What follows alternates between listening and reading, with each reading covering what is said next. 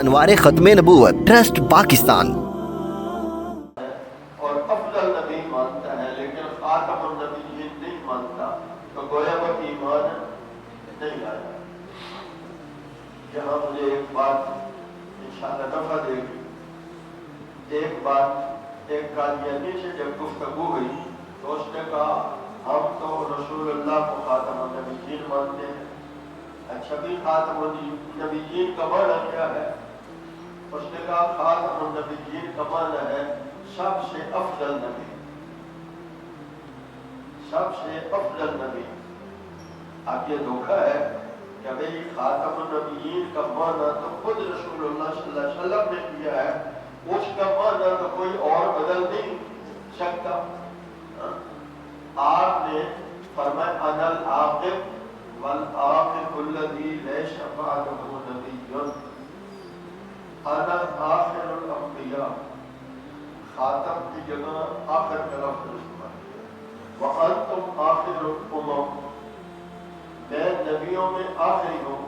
تو خاتم النبیین کا معنی افضل نبی یہ کہیں کہ ہم حضور کو خاتم النبیین مانتے ہیں، اور پھر معنی اپنی مرضی کا کوئی لے لے تو اس نے حضور کو خاتم النبیین مانا نہیں مانا۔ وہ دھوکہ دے رہا ہے کہ میں حضور کو خاتم النبیین مانتا ہوں، حالانکہ وہ خاتم النبیین جس مفہوم میں حضور نے فرمایا اسی مفہوم میں ماننا پڑے گا۔ جس مفہوم میں حضور نے فرمایا اسی مفہوم میں ماننا پڑے گا۔ تو میں عرض کر رہا تھا حضور کا پہلا حق یہ ہے کہ ان پر ایمان لایا جائے، اور ایمان لانے میں یہ بات ضروری ہے کہ آپ کو خاتم النبیین مانا جائے۔ دوسرا آپ کا حق امت پر کیا ہے؟ دوسرا حق یہ ہے آپ جو کہیں اور جو کریں، آپ جو کہیں جو کریں اس کو حق اور سچ مانا جائے۔ آپ نے جو کیا وہ بھی حق ہے، اور جو کہا وہ بھی سچ ہے۔ یہ حضور کا ہمارے اوپر حق ہے۔ اچھا یہ بھی ذہن میں رکھیں کہ صرف اور صرف دین کے امور میں نہیں، ہر معاملے میں آپ نے جو کہا وہ سچ ہے، جو کیا وہی حق ہے، اس کے علاوہ نہیں ہے۔ حق سچ اس کے علاوہ نہیں ہے۔ صرف میں چھوٹی چھوٹی 2-3 مثالیں دے دیتا ہوں۔ حضرت عبداللہ ابن عمر رضی اللہ تعالیٰ عنہ حضرت عمر کے بڑے بیٹے ہیں۔ حضرت عمر کے بہت سارے بیٹے تھے، تو احادیث میں چونکہ نام نہیں ہے تو اس لیے ہم بھی نام نہیں بتائیں گے۔ حضرت عمر رضی اللہ تعالیٰ عنہ نے فرمایا کہ میں نبی کریم صلی اللہ علیہ وسلم کو دیکھا کہ کھانا کھا رہے تھے، تو آپ کے سامنے ایک پیالہ تھا، اس میں کھانا کھا رہے تھے، اس میں گوشت کے ٹکڑے بھی تھے اور اس میں کدو کے ٹکڑے بھی تھے۔ گوشت کے ٹکڑے بھی تھے اور کدو کے بھی شوربے والا تھا۔ جب پیغمبر علیہ السلام چونکہ برتن آپ کے لیے ڈال کے اکیلا دیا، تو آپ اس میں سے تلاش کر کے کدو کے ٹکڑے کھا رہے تھے اور آپ کو وہ پسند تھے۔ تو بیٹے نے اس وقت میں اتنا کہہ دیا مجھے تو پسند نہیں، مجھے تو بس کتنا لفظ کہا۔ اب کس تناظر میں کہا بات سمجھنا ہے۔ اگر تو عام حالات میں کوئی کہے کہ مجھے فلاں چیز مرغوب نہیں ہے وہ اور بات ہے۔ جب یہ ذکر کیا گیا کہ یہ چیز جناب نبی کریم صلی اللہ علیہ وسلم کو پسند ہے، تو مقابلے میں جب کہا مجھے تو پسند ہے، تو شارحین نے لکھا ہے کہ حضرت عمر رضی اللہ تعالیٰ عنہ کو اتنا غصے میں کبھی نہیں دیکھا گیا، اتنا غصے، اتنی ڈانٹ ڈپٹ اور زجر و توبیخ کی بیٹے کو. اور پھر ایک طویل عرصہ بعد میں لکھا کہ پھر پوری زندگی اس سے اس بنیاد پر ملاقات نہیں کی کہ تم نے حضور صلی اللہ علیہ وسلم کے عمل کے مقابلے میں کیوں کہا کہ مجھے یہ پسند نہیں. صرف اتنی بات پر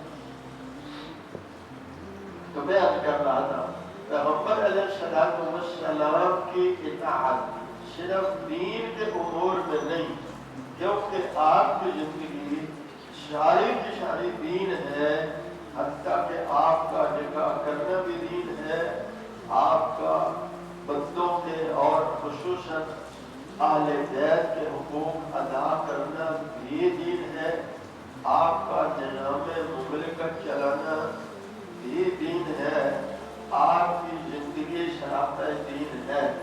تو ہمارے ہاں تھوڑا سا فرق ہے، یہ چیزیں دینی امور ہیں، یہ دنیاوی امور ہیں. آپ کے ہاں اس کا فرق نہیں ہے، بلکہ اس ایک حدیث پاک ہے. امام ابو داؤد رحمہ نے اسے نقل کیا سنن ابی داؤد میں کہ ایک صحابی تھے تو وہ حضور کی ہر بات لکھ دیتے تھے. تو کسی نے انہیں کہا کہ یار کبھی حضور کسی کو غصے ہوتے ہیں، ڈانٹ ڈپٹ کر دیتے ہیں تو وہ بھی تم لکھ لیتے ہو، کبھی اللہ کے نبی مذاق کرتے ہیں تو وہ بھی لکھ لیتے ہو. تو وہ ان باتوں سے انہوں نے لکھنا چھوڑ دیا. آپ نے پوچھا تو لکھتے تھے، لکھنا چھوڑ دیا. اللہ اکبر.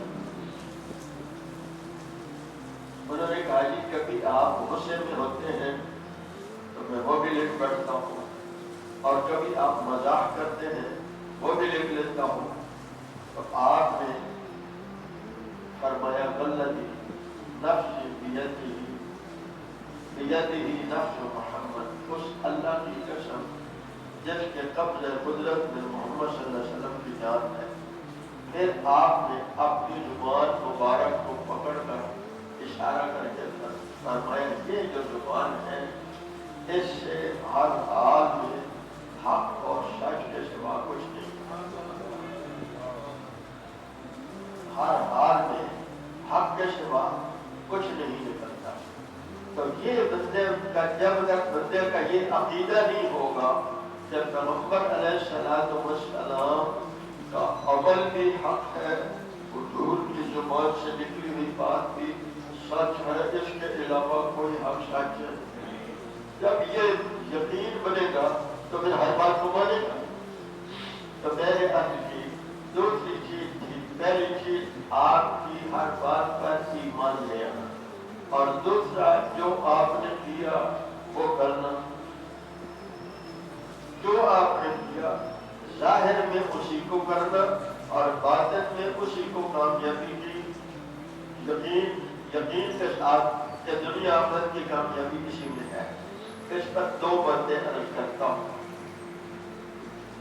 حضور نے جو کیا، آپ جتنے بھی لوگ نماز پڑھتے ہیں جو آپ صلی اللہ علیہ وسلم نے جیسے پڑھی ویسے پڑھتے ہیں، روزہ ویسے رکھتے ہیں جیسے آپ نے رکھا، حج ویسے کرتے ہیں جیسے آپ صلی اللہ علیہ وسلم نے حج کیا، جیسے آپ نے زکوٰۃ کا حکم دیا ویسے زکوٰۃ دیتے ہیں.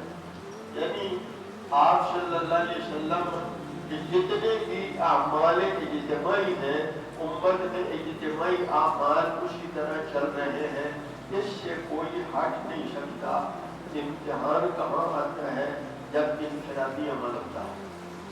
حضرت عبداللہ ابن عمر رضی اللہ تعالیٰ عنہ سے کسی نے پوچھا، اس زمانے میں طباقت دے کر چمڑے سے بال اتارنا مشکل کام تھا، یعنی آسان نہیں تھا. لوگ صرف چمڑے کو خشک کر لیتے دھوپ میں اور پھر اس کی صفائی کر کے اس سے اپنی تشکیلیں بھی بنا لیتے، اس سے اپنی ضرورت کی چیزیں جوتے شوتے بھی بنا لیتے. وہ ہمیشہ جوتا پہنتے تھے جس کے اوپر بال نہیں تھے. چمڑے کا جوتا پہنتے تھے جس کے اوپر بال نہیں ہوتے تھے۔ کسی نے پوچھا، میں بڑے خیال سے دھیان سے دیکھتا ہوں، آپ نے کبھی جوتا ایسا نہیں پہنا جس کے اوپر بال ہو، حالانکہ یہ جو بڑی مشکل سے دستیاب ہوتا ہے، تو آپ یہ جوتا کیوں پہنتے ہیں؟ کہا میرے رسول صلی اللہ علیہ وسلم نے ایسا جوتا پہنا ہے، میں بھی چاہتا ہوں کہ میں بالوں کے بغیر والے چمڑے کا جوتا پہنوں۔ میں بھی چاہتا ہوں کہ میں بالوں کے بغیر والے چمڑے کا جوتا پہنوں۔ تو گویا یہ ہے وہ ایمان جس کی طلب ہے۔ اللہ نے کہا کہ آپ حضور پر ایمان لے آئیں، اور یہاں اس آیت میں جب اللہ تعالیٰ نے فرمایا ہے کہ میرے رسول صلی اللہ علیہ وسلم پر ایمان لے آؤ، تو فرمایا فآمنوا باللہ ورسولہ النبی الأمی، لفظ امی استعمال کیا ہے۔ عام طور پہ اردو زبان جو کہ بہت چھوٹی زبان ہے، اس کے پاس اتنا وسیع ذخیرہ نہیں ہے کہ وہ عربی زبان کے ہر لفظ کی وضاحت کر سکے، بہت وسیع زبان ہے، اور قرآن کی زبان ہے، امام الانبیاء صلی اللہ علیہ وسلم کی زبان ہے، تو وسیع تو ہوگی۔ اللہ اکبر۔ تو یہاں لفظ استعمال کیا النبی الامی۔ یہاں صرف دو باتیں عرض کروں گا۔ ایمان لانے کی بات کی تھی اور کہتے کہ میرے نبی پر ایمان لے آؤ، لیکن لفظ امی کا لفظ اس لیے استعمال کیا، علماء نے یہاں جی بات لکھی ہے، دنیا میں ساری دنیا کے لوگ اس پر فخر کرتے ہیں، میرے پاس اتنی بڑی ڈگری ہے، میں فلاں یونیورسٹی سے پڑھا ہوں، میرا استاد فلاں بڑا آدمی ہے، میں فلاں بڑے بندے سے استفادہ کیا ہے۔ یہ فخر کی باتیں ہیں، بڑی یونیورسٹی، بڑی ڈگری، بڑا استاد۔ اللہ نے اس کے بعد اب حضور کے متعلق وہ لفظ استعمال کیا ہے جس کے بالکل برخلاف ہے، وآمنوا باللہ ورسولہ النبی الأمی، اللہ کے اس رسول پر ایمان لے آؤ جس نے پڑھنا لکھنا نہیں سیکھا، جس نے پڑھنا لکھنا نہیں سیکھا۔ بخاری شریف میں ہے جب صلح حدیبیہ لکھی جانے دی تھی تو لکھا حضرت علی رضی اللہ تعالیٰ عنہ کہ یہ میثاق اور معاہدہ ہے محمد الرسول اللہ صلی اللہ علیہ وسلم اور قریش کے درمیان۔ تو جو اس وقت قریش کے نمائندے تھے انہوں نے کہا لڑائی تو محمد رسول اللہ کی ہے، جب رسول اللہ آپ نے لکھ دیا تو لڑائی کون سی؟ اسی کی تو لڑائی ہے جو تم نے یہ لکھ دیا، ہم نہیں۔ حضرت علی رضی اللہ تعالیٰ کو حضور نے فرمایا علی اس کو بٹا دو۔ حضرت علی نے کہا مجھے تو اس کی ہمت نہیں ہو رہی کہ میں لفظ رسول اللہ کو بٹا دوں۔ اللہ اکبر۔ آپ نے فرمایا مجھے دکھاؤ کہاں لکھا ہے۔ وہ جو قرآن مجید میں باب التتبع من کتاب ولا تخطه بیمینک، آپ کتاب سے پڑھنا بھی نہیں جانتے اور ہاتھ سے لکھنا بھی۔ پوچھا علی کہاں لکھا ہوا؟ کہا یہ ہے۔ آپ نے اپنے قلم حضرت علی سے پکڑ کے اس پر یوں قلم پھیر دیا، اب لکھا گیا یہ معاہدہ ہے، میثاق ہے من محمد ابن عبداللہ۔ اللہ اکبر۔ خیر میں عرض کر رہا تھا اللہ نے اپنے نبی صلی اللہ علیہ وسلم کے لیے لفظ امی کا عزت اور توقیر کے طور پہ لفظ استعمال کیا۔ عزت اور توقیر کے لیے لفظ امی کا استعمال کیا۔ جتنا بھی آپ پڑھ جائیں، جتنا بھی کوئی بندہ پڑھ جائے تو وہ تین باتوں کا محتاج ہوتا ہے پڑھنے میں۔ ایک استاد کا محتاج ہے، ایک کسی ادارے کی اس کے پاس بڑی ڈگری ہو اس کا محتاج ہے، ایسے ہی کتاب کا مطالعہ. کتاب کی دو شکلیں ہوتی ہیں، ایک یہ کہ لکھی ہوئی کتاب سے استاد پڑھا دے، ایک یہ کہ استاد پڑھاتا جائے لیکن اس کو شاگرد لکھتا جائے، تو یہ بھی کتاب ہے. جانا چاہتا ہوں اللہ نے اپنے نبی صلی اللہ علیہ وسلم کو ان تینوں مخلوق چیزوں سے محفوظ فرمایا. ان تینوں مخلوق چیزوں سے حضور کو بچایا کہ مخلوق میں کسی کا ابھی احتیاج علم میں، خاص طور پہ علم نبوت میں مخلوق میں کسی چیز کا احتیاج نہ آئے. استاد کا احتیاج، کتاب کا احتیاج اور کسی بڑے ادارے کا احتیاج نہ آئے. تو اللہ تعالیٰ نے نبی کریم صلی اللہ علیہ وسلم کے لیے وہ لفظ جو عام لوگوں کے لیے، توجہ کریں گے، جو عام لوگوں کے لیے لفظ نہ پڑا ہوا ہونا عیب ہے، حضور کے لیے اسی کو اعزاز بنا دیا. بلند بناتا ہوں. معاشرے میں، پوری دنیا میں وہ لفظ جو معاشرے میں کسی بھی عام انسان کے لیے پڑا ہوا نہ ہونا عیب ہے، اللہ نے مصطفیٰ کریم کے لیے اس کو اعزاز بنا دیا. اور اب بتانا مشکل یہ تھا، جو کچھ یہ کر رہے ہیں وہ بھی اللہ کی طرف سے ہے، جو کچھ یہ کہہ رہے ہیں وہ بھی اللہ کی طرف سے ہے. دنیا میں جتنے بھی لوگ ہیں ان کو رہنمائی کے لیے دو چیزوں کی ضرورت ہے، ایک علم کی اور ایک معلم کی. تو اللہ نے مخلوق میں سے علم نہیں دیا، بلکہ قرآن وہ کتاب دی ہے جو مخلوق نہیں ہے بلکہ وہ اللہ پاک کی صفت قدیم ہے. توجہ کریں گے، تھوڑی سی مشکل چیزیں ہیں تاکہ سمجھ آ جائے، عقیدہ کی بات ہے. اللہ نے مخلوق میں سے کسی شے کا محتاج نہ کیا علم میں. استاد اللہ بن گئے اور کتاب وہ دی جو لکھی ہوئی نہیں تھی. لکھی ہوئی چیز کو کہتے ہیں تخلیق ہو گئی ہے.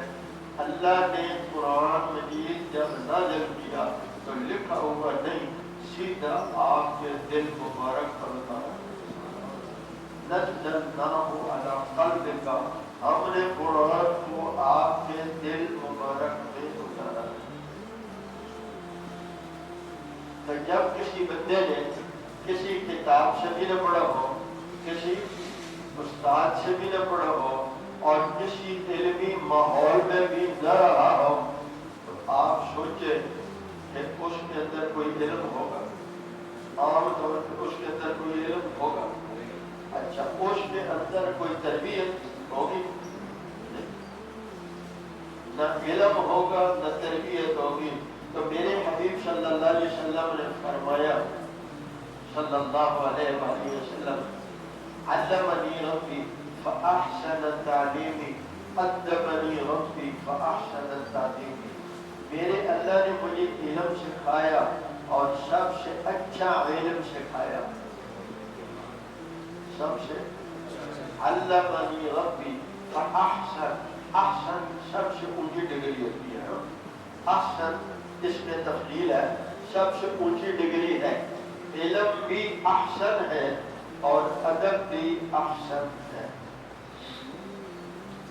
نہ کسی استاد سے پڑھا، نہ کسی کتاب سے پڑھا، نہ کسی ادارے میں تربیت حاصل کی، لیکن دونوں چیزیں جو انسان میں کتاب، استاد اور ماحول سے پیدا کی جاتی ہیں، وہ کسی انسان میں ایسی پیدا ہوئی بھی نہیں، ہو سکتی بھی نہیں ہے. جو اللہ نے اپنے نبی کو مخلوق کے احتیاج سے بچا کر جو علم دیا ہے، اس سے اچھا علم بھی کوئی نہیں، جو عمل بھی ہے اس سے اچھا عمل بھی کوئی نہیں، اس سے اچھا عمل بھی کوئی نہیں۔ اب آخری بات سمجھانا چاہتا ہوں، دنیا میں ہر انسان چاہتا ہے میرا علم سب سے زیادہ ہو۔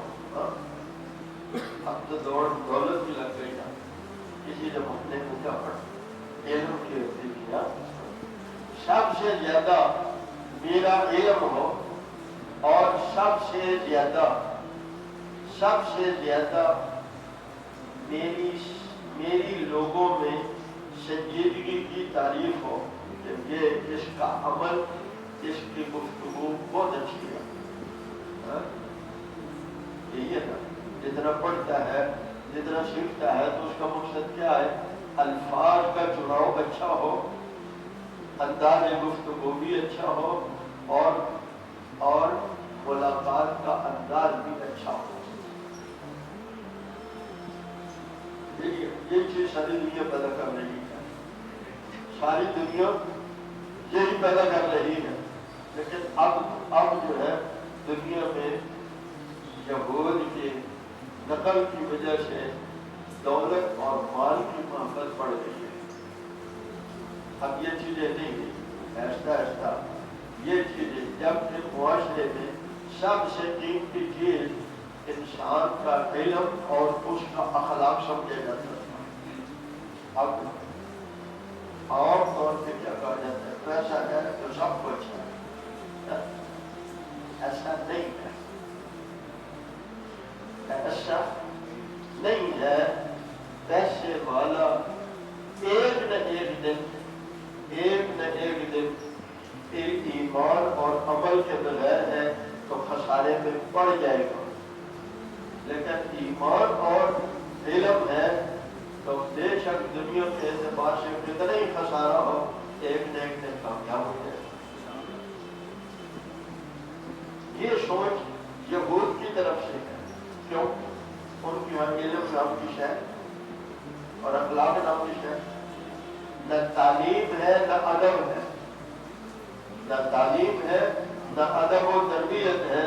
تو اللہ نے کائنات میں جب انسانوں کا مزاج یہ بنایا، انسانوں کا ذہن یہ تھا میرا علم سب سے بڑا علم ہو اور میری تربیت سب سے اچھی تربیت ہو، تو پھر حضور کے علاوہ کوئی راستہ ہی نہیں تھا، تو رسول اللہ صلی اللہ علیہ وسلم کے علاوہ کوئی راستہ ہی نہیں تھا۔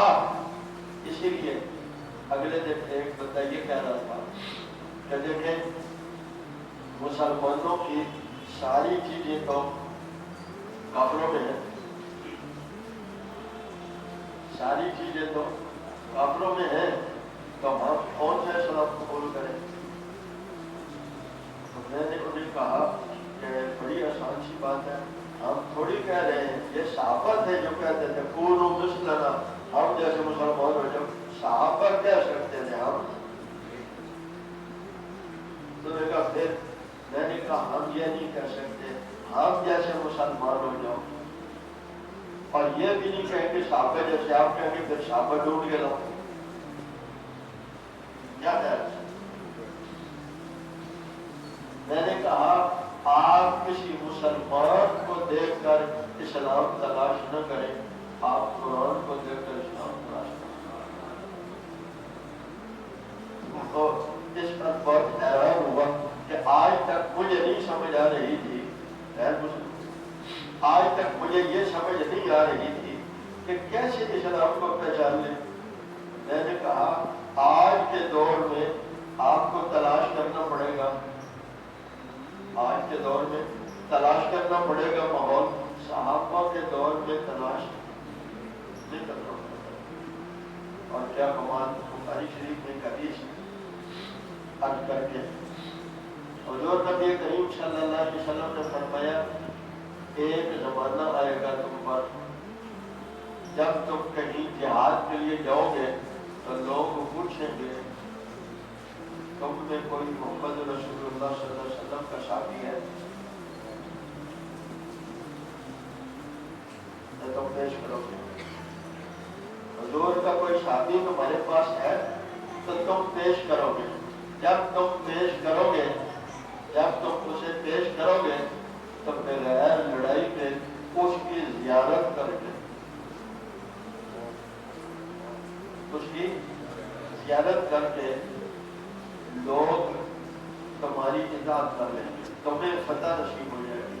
اس صحابی کی زیارت کر کے لوگ تسلیم ہو جائیں گے اور تمہیں فتح نصیب ہو جائے گی. کیوں؟ چلو ایک بات بتا دوں. پھر فرمایا پھر ایک وقت آئے گا جب لوگ پوچھیں گے کیا تم میں کوئی ایسا ہے جو تمہارے نبی کے صحابی کی صحبت اختیار کی ہو؟ کیا تم میں کوئی ہے جس نے تمہارے نبی کے صحابی کی صحبت اختیار کی ہو؟ تو پھر تم پیش کرو گے. تو اس کو ہم کیا کہتے ہیں؟ کیا کہتے ہیں؟ تابعی. تو پھر تم اسے پیش کرو گے. جب تم تابعی کو پیش کرو گے تو پھر تمہیں اس کی زیارت کی برکت سے وہ لوگ تسلیم ہو جائیں گے اور تمہیں فتح نصیب ہو جائے گی. اب وہ بات جو میں نے شروع میں کہی وہ سمجھنا چاہتے. کیوں؟ جو تربیت اللہ کر سکتے ہیں وہ کوئی اور کر سکتا ہے. تو جس کی تربیت اللہ نے کی ہو تو جو تربیت وہ کر سکتا ہے ویسی کوئی اور تربیت.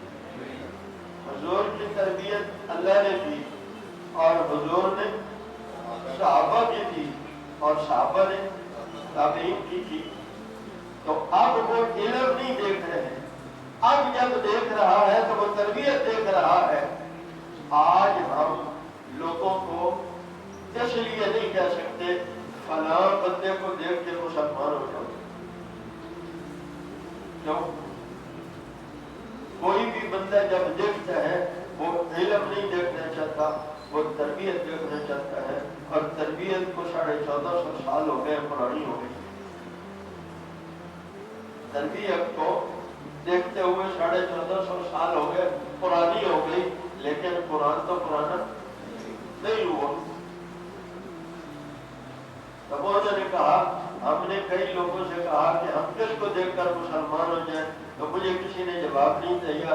میں نے کہا صحابہ تابعین کہہ سکتے تھے ہمیں دیکھ کر مسلمان ہو جاؤ، ہم نہیں کہہ سکتے.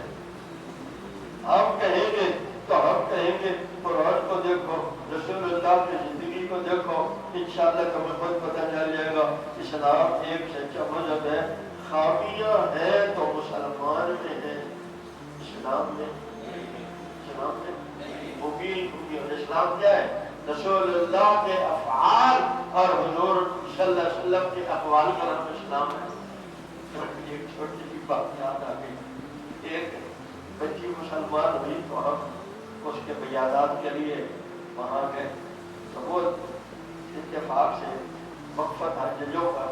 تو اس جج نے سے پوچھا، وہ جا کے رکھا نا اسے قبول اسلام کا.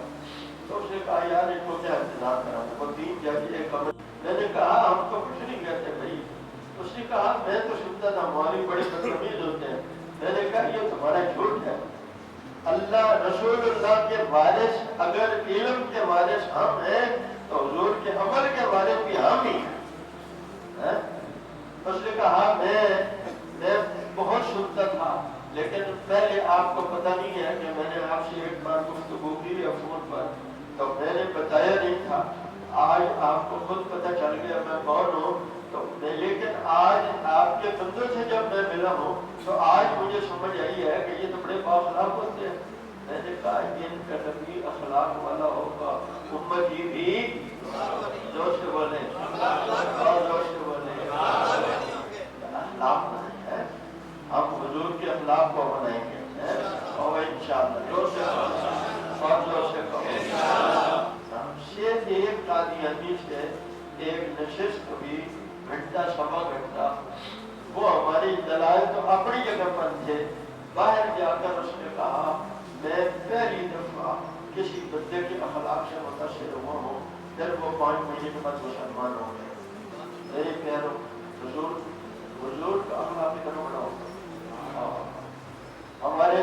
اخلاق کتنا بڑا ہوگا یہ پھر کبھی صحیح اللہ مجھے آپ کو اپنے حبیب صلی اللہ علیہ وسلم کی اتباع میں دونوں جہانوں کی کامیابی کا یقین نصیب فرمائے.